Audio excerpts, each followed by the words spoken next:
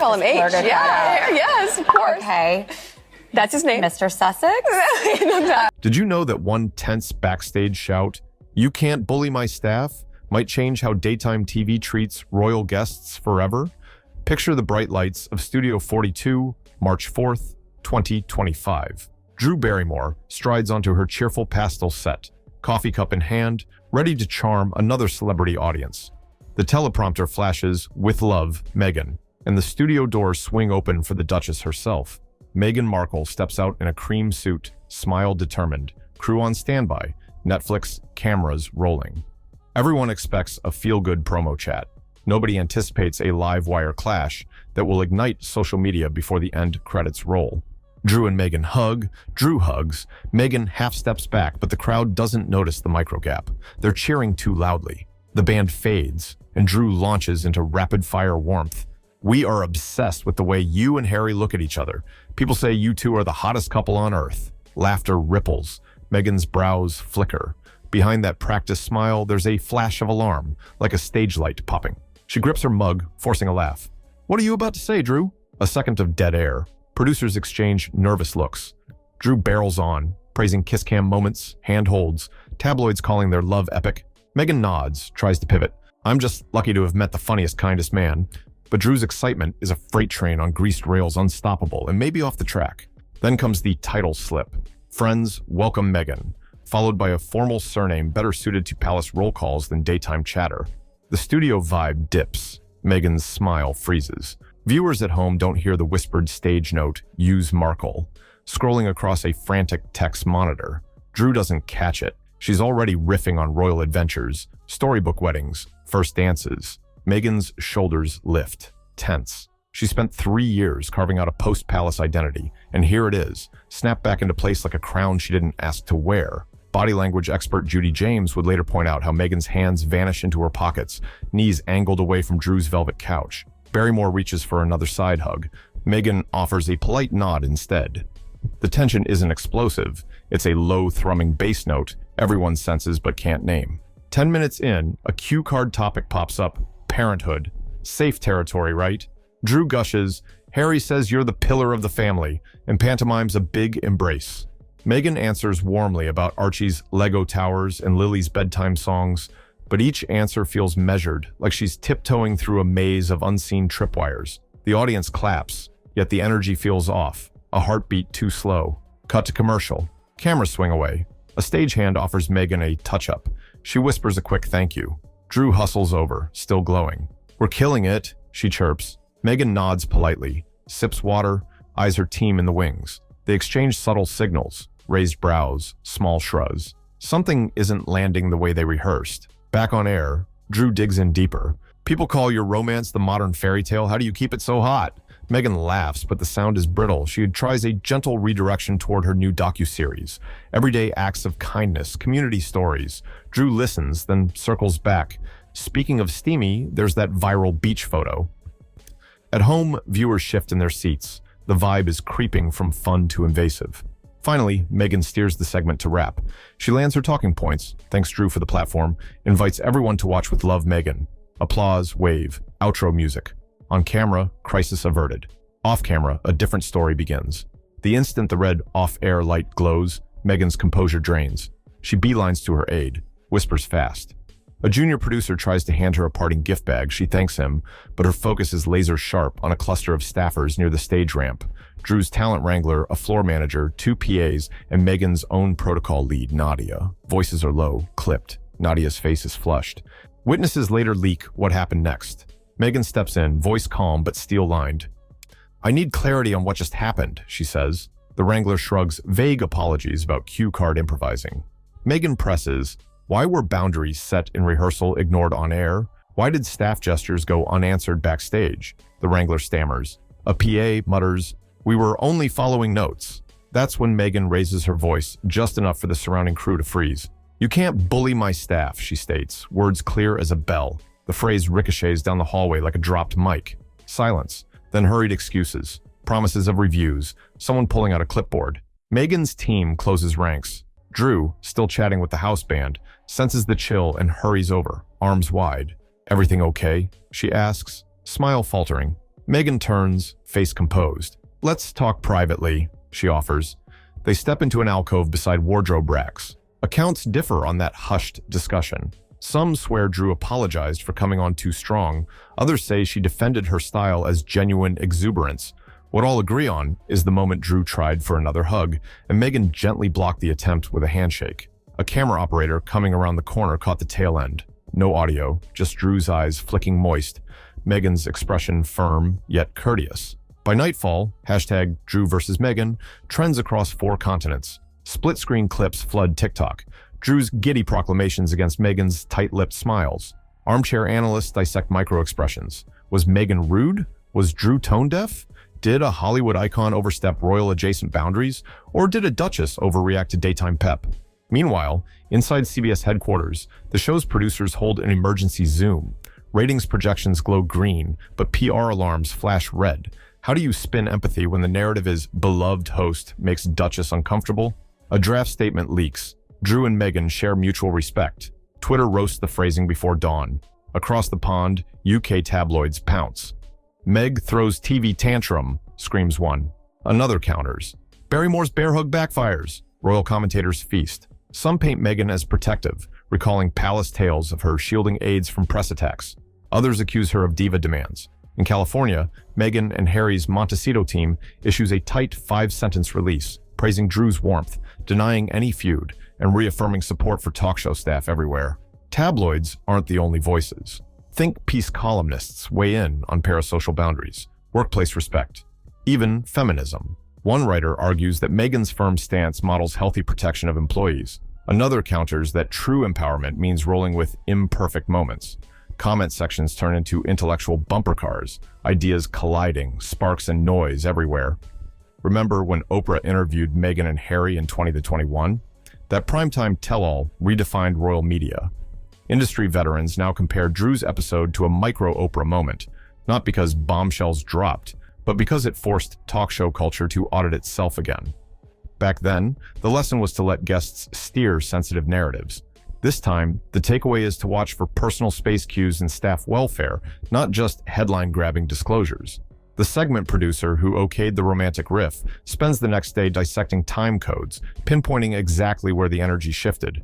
He admits in a memo that emotional safety can be as fragile as live wiring, invisible until it arcs. The show's HR sends out an all-hands email about maintaining respectful climates, a first for a team famous for hugging strangers at wrap parties. That same afternoon, Meghan's phone lights up with a text from Harry back in Montecito. "Saw the feed? You okay?" She thumbs back. "All good. We'll debrief tonight." Tradition once dictated royal spouses avoid public commentary, but the couple operates under a modern code, empathy over silence. Harry fires off a supportive tweet, praising talk show crews everywhere, subtly reframing the conversation toward workplace kindness. Inside the studio, a makeup artist named Tasha live streams her breakroom thoughts to a private friends-only channel. She describes Meghan as polite but clearly on edge and Drew as sunshine dialed to 11. The clip leaks within hours. Viewers start stitching side-by-side videos, Tasha's account next to the official broadcast, dissecting every blink and shoulder twitch as if decoding diplomatic signals. While hot take culture churns, a quieter narrative forms among television veterans. A retired showrunner posts a LinkedIn essay titled "Safety in the Green Room," arguing that celebrity entourages have grown since social media amplified reputational risks. Where once a publicist and one assistant sufficed, today a protective phalanx manages wardrobe, security, mental health support, social analytics, and brand partnerships in real time. Ignore that ecosystem at your peril, she writes, because the entourage is both armor and antenna. Her article goes viral among producers, prompting a flurry of invites to conference panels. Back at CBS, junior writers prepare tomorrow's cue cards for a different guest, an Olympic gymnast promoting a memoir. The head writer scribbles a bold reminder in red ink. Test every compliment. Does it serve the guest or the host? He tapes it to the teleprompter frame, a talisman against enthusiasm run amok. Over in New York, the late-night circuit turns the headline into punchlines. One host jokes, "Drew Meghan, hug it out on pay-per-view. Winner gets custody of the group chat." The audience roars, but social media splits again. Some chuckle, others cringe at reducing workplace respect to a carnival gag. #NotAjoke trends for an hour before vanishing beneath cat videos and game highlights. Cultural academics seize the moment to discuss microaggressions in media. A virtual panel hosted by Columbia University streams on a Sunday afternoon. Scholars parse Meghan's phrase, "You can't bully my staff," through lenses of racial dynamics, power hierarchies, and gendered expectations. Clips from the panel, though dense, rack up views on TikTok's Learn Something channel, proving that intellectual rigor can ride the same algorithmic wave as celebrity drama. On the West Coast, Drew's longtime friend Adam Sandler sends her a joking voice memo. "Shoulda offered her a giant remote-controlled donut. Nobody gets mad when there's a donut." Drew laughs aloud, but the silliness is balm over bruised nerves. She forwards the memo to her team with a note. "Tomorrow, donut bar for everybody. Let's reset." Meghan's staff meet via Zoom that night, digital clocks reflecting 3 time zones. They aren't strategizing revenge. They're planning kindness. Nadia proposes donating Meghan's appearance fee to a nonprofit that trains production assistants from underrepresented backgrounds. Everyone agrees. Within 48 hours, the check clears and Variety runs a sidebar story. Duchess turns tension into opportunity, nudging public sentiment another click toward positive. 5 days later, Drew's producers invite a conflict resolution coach to lead a workshop titled Curiosity Without Collision. Attendees practice phrasing questions that invite stories instead of headlines. One exercise has them role-play an interview with a mythical sea captain. If the host veers into invasive waters, tell us about that messy divorce with the mermaid. The captain sets a boundary. The room laughs, but the lesson lands. Tone and curiosity can coexist without crossing lines. Across the Atlantic, Kensington Palace issues a rare statement. The Prince and Princess of Wales continue to wish the Duke and Duchess well in all professional endeavors. It's bland PR, yet papers twist it into a sign of either support or a schadenfreude, depending on ideological bent. Royal tea remains a profitable export. Streaming giant Netflix, spotting the media storm's marketing potential, uploads a bonus mini-episode of With Love, Meghan titled Behind the Mic. It features Meghan reflecting, calmly, no names, on speaking up for colleagues. Viewers binge it in droves, pushing the docuseries to the platform's global top 10. Skeptics call it opportunism, supporters call it transparency. Either way, the plays count the same. Months pass, but the hashtag never vanishes entirely. Every time a talk show segment feels awkward, an actor bristles, a singer dodges a hug, someone tweets, "Careful, don't bully the staff." The phrase morphs into a meme, then a movement, then background cultural code for respecting boundaries in live moments. Anthropologists will cite it in future theses on micro-events shaping macro norms. Flip through entertainment law journals a year from now, and you may spot a footnote. Barrymore versus Markle. Informal power dynamics in broadcast environments. Legal scholars dissect whether a guest can enforce backstage safety clauses the same way they invoke image approval rights. Studios quietly add boilerplate language clarifying staff treatment expectations, proving once again that policy often blooms from public flashpoints. Consider this ripple. A teenage vlogger in Manila uploads a reaction video saying Meghan's stance inspired her to call out a classmate picking on the tech crew at her school play.